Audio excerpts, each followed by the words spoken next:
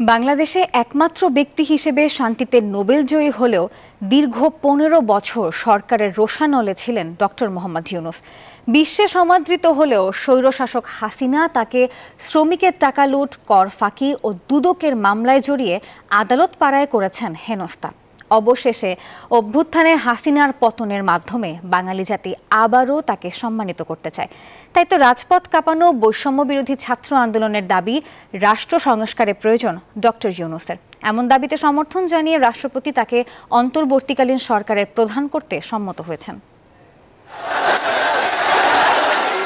ছাত্র জনতার অভ্যুত্থানে শেখ হাসিনা পদত্যাগ করে দেশ ছাড়ার পর অনেকটা অভিভাবকহীন রাষ্ট্র এখন বাংলাদেশ।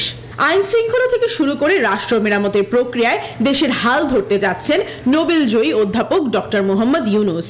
কারণ তাকে প্রধান উপদেষ্টা করে অন্তর্বর্তীকালীন সরকার গঠন করার সিদ্ধান্ত হয়েছে। ডক্টর ইউনূস ১৯৭৪ সালে দুর্ভিক্ষের সময় প্রতিষ্ঠা করেন তেবেকা খামার। পরবর্তীতে ১৯৮৩ সালে গড়ে তোলেন গ্রামীণ ব্যাংক, যার মাধ্যমে দেশের হতদরিদ্র মানুষের মাঝে ক্ষুদ্র ঋণ প্রদান করেন। ফলে গ্রামীণ জীবনে ফেরে সচ্ছলতা, যা দেখে বিশ্বের বিভিন্ন দেশেও ক্ষুদ্র ঋণ প্রকল্প চালু করা হয়।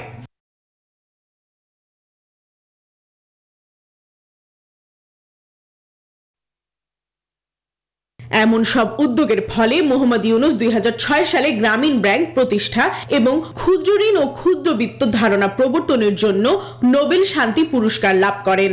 এছাড়া তিনি মার্কিন যুক্তরাষ্ট্রের মার্কিন পররাষ্ট্র দফতর থেকে ফুল ব্রাইট স্কলারশিপ পান। ২০২১ সালের ফেব্রুয়ারিতে স্কারসিয়া ব্রিস্টন ও সোফি আইজেনম্যান একত্রে ইউনূস সামাজিক ব্যবস্থা গ্লোবাল ইনিশিয়েটিভ প্রতিষ্ঠা করেন। চট্টগ্রাম বিশ্ববিদ্যালয়ের অর্থনীতি বিভাগের এই অধ্যাপক ২০১২ সালে স্কটল্যান্ডের গ্লাসগো ক্যালেডোনিয়ান বিশ্ববিদ্যালয়ের চ্যান্সেলর হন। এর আগে তিনি ১৯৯৮ থেকে ২০২১ সাল পর্যন্ত জাতিসংঘের ইউনাইটেড নেশনস ফাউন্ডেশনের পরিচালনা পর্ষদের দায়িত্ব পালন করেন। এমনকি তিনি অর্থনৈতিক কাজের উপর ভিত্তি করে বেশ কয়েকটি বই প্রকাশ করেন।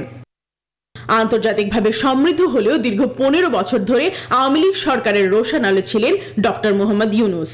বিশেষ করে বিশ্বব্যাংক পদ্মা সেতু নির্মাণে দুর্নীতির অভিযোগে অর্থায়ন বন্ধ করলে দোষারোপ করা হয় ইউনূসকে। এর ধারাবাহিকতায় দুদকের শ্রমিকের টাকা লোপাটের মামলা, কর ফাঁকি সহ নানা অভিযোগে আদালত পাড়ায় হেনস্থা হন ডক্টর মোহাম্মদ ইউনূস। মোহাম্মদ ইউনূসের জন্ম ১৯৪০ সালের ২৮ জুন চট্টগ্রামের হাটহাজারীতে। হাজী দুলাল মিয়া সওদাগর ও সুফিয়া খাতুন দম্পতির ৯ সন্তানের মধ্যে ইউনূস ছিলেন তৃতীয়। প্রমা চৌধুরী, নিউজ 24।